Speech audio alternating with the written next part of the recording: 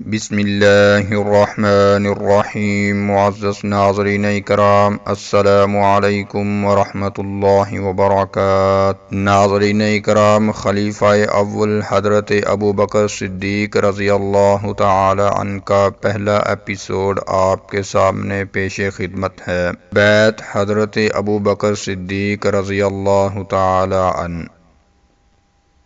حضرت صلی اللہ علیہ وسلم کی تدفین سے پہلے دن جو بیعت ہوئی تھی وہ خاص لوگوں کے مجمع میں تھی، لہٰذا دوسرے دن مسجد نبوی میں عام بیعت کا انتظام کیا گیا۔ سب مسلمان جمع ہوئے۔ اس موقع پر حضرت عمر رضی اللہ تعالی عنہ نے ممبر پر بیٹھ کر خطبہ دیا اور فرمایا: میں امید کرتا ہوں کہ رسول اللہ صلی اللہ علیہ وسلم ہم لوگوں کے بعد تک زندہ رہیں گے، لیکن اب وہ وفات پا گئے ہیں۔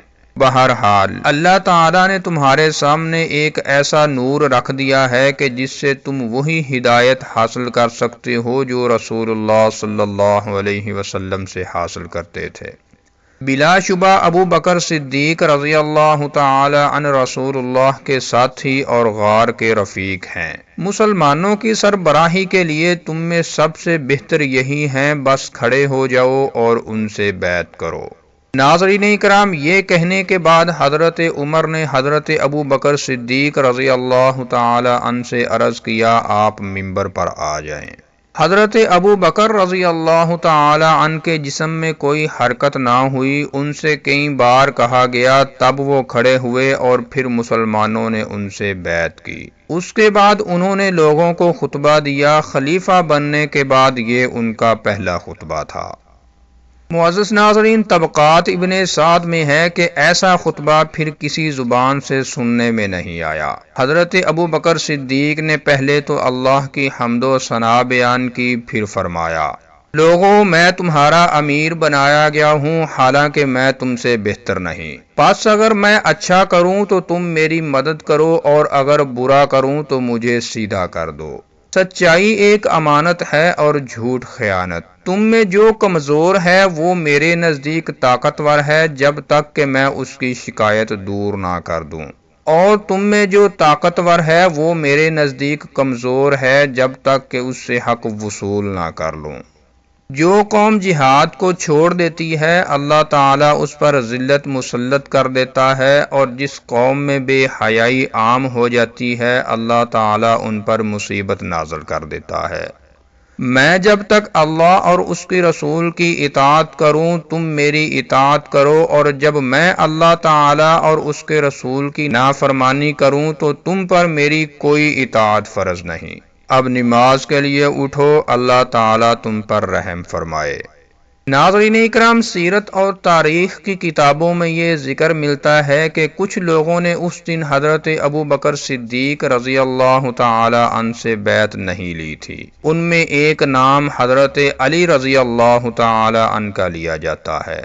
عام طور پر کہا جاتا ہے کہ انہوں نے 6 ماہ تک حضرت فاطمہ رضی اللہ تعالی عنہا کی وفات تک بیعت نہیں کی اور گھر میں بیٹھے رہے، پھر 6 ماہ بعد بیعت کی۔ لیکن یہ بات درست نہیں، اس لیے کہ مستدرک حاکم نے حضرت ابو سعید خدری رضی اللہ تعالی عنہ سے روایت کی ہے کہ حضرت ابو بکر رضی اللہ تعالی عنہ جب بیعت کے لیے ممبر پر بیٹھ گئے تو انہوں نے لوگوں پر نظر ڈالی۔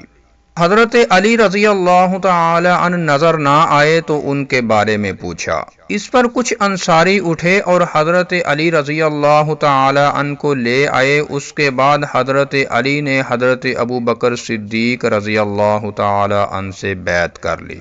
امام حاکم رحمہ اللہ فرماتے ہیں یہ حدیث صحیح ہے۔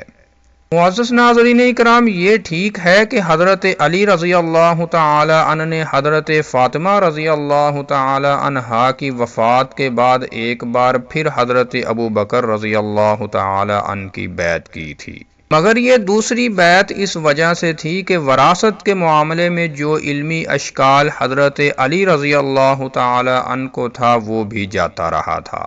مطلب یہ کہ خلافت کے سلسلے کی بیعت تو اسی دن کر لی تھی، یہ دوسری بیعت تجدید بیعت تھی اور علمی اشکال کے ختم ہونے کا کھلا اعلان تھی۔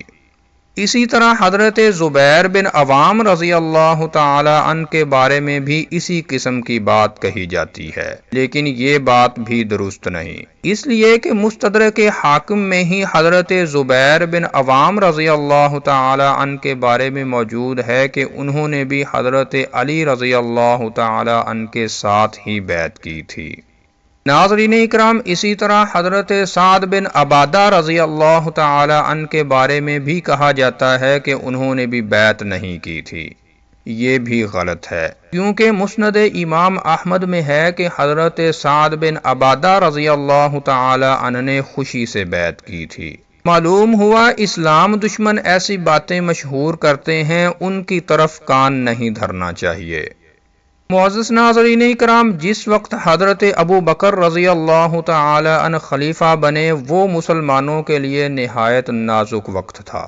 سب سے بڑا صدمہ تو حضور نبی کریم صلی اللہ علیہ وسلم کی وفات کا تھا، اس کے علاوہ مدینہ منورہ میں منافقوں کا ایک گروہ بھی موجود تھا۔ یہ لوگ مسلمانوں کو نقصان پہنچانے کا کوئی موقع ہاتھ سے جانے نہیں دیتے تھے۔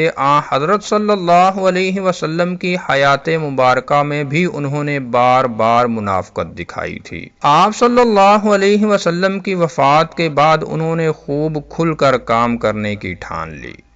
حضرت عبداللہ ابن مسعود رضی اللہ تعالی عنہ اس وقت کے حالات کا نقشہ ان الفاظ میں بیان کرتے ہیں کہ رسول اللہ صلی اللہ علیہ وسلم کی وفات کے بعد ہم مسلمانوں کو ایسے حالات کا سامنا کرنا پڑا، اگر اللہ تعالی ابو بکر صدیق رضی اللہ تعالی عنہ کو عطا فرما کر ہم پر احسان نہ کرتے تو ہم ہلاک ہو جاتے۔ اسی طرح حضرت عائشہ صدیقہ رضی اللہ تعالی عنہا فرماتی ہیں، رسول اللہ صلی اللہ علیہ وسلم کی وفات ہوئی تو میرے والد پر مصیبتوں کے پہاڑ ٹوٹ پڑے۔ ایک طرف مدینہ منورہ میں منافق موجود تھے تو دوسری طرف عرب مرتد ہو رہے تھے۔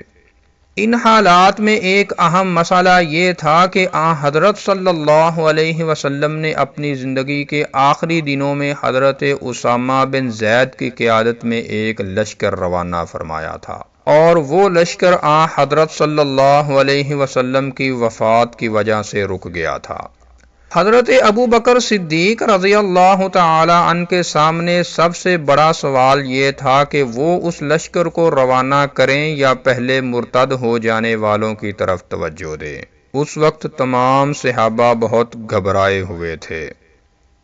تو ناظرین کرام، یہ تھا خلیفہ اول حضرت ابو بکر صدیق رضی اللہ تعالی عنہ کا پہلا ایپیسوڈ، اور اگر آپ اس سے پچھلی اسلامی تاریخ کی ویڈیوز دیکھنا چاہتے ہیں تو اوپر کراس کے بٹن پر کلک کر کے دیکھ سکتے ہیں۔ السلام علیکم ورحمۃ اللہ وبرکاتہ۔